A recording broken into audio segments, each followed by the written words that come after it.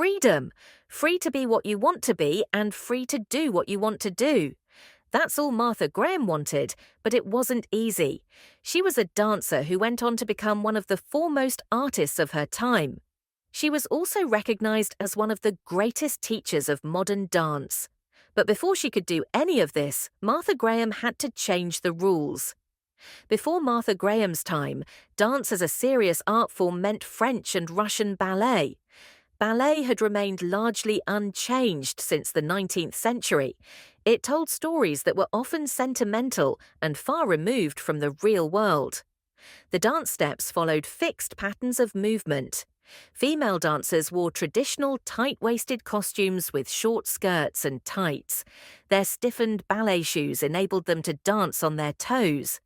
Music was usually classical. It was often written especially for the ballet. Martha Graham began by eliminating from her dances everything that she felt was unnecessary. What remained was a new kind of dance, stripped to its essentials. It used bare stage settings and the simplest of costumes. Her dancers were usually barefoot and wore loose, flowing clothes. Her subjects were drawn from a great variety of sources. They included Native American life, American history, and the poetry of Emily Dickinson. She tried to develop a kind of dance that expressed human feelings along with telling a story. Martha Graham's lifelong interest in dance began in 1912.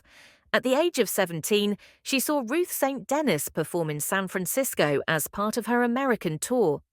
St. Denis was heavily influenced by Japanese, Indian, and Spanish dances. Graham was entranced by what she saw. She began taking dancing lessons.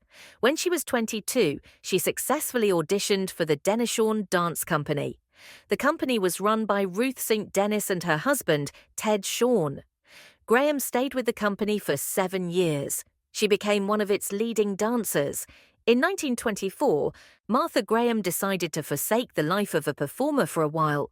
She concentrated on teaching and developing her own style of dancing, and 2 years later she returned to the New York stage, bringing with her a trio of female dancers who had been her best students.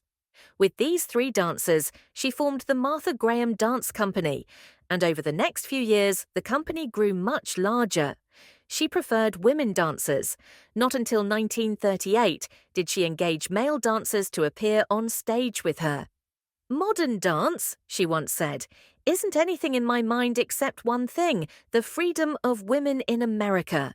Her last public performance took place in 1969, when she was 74 years old.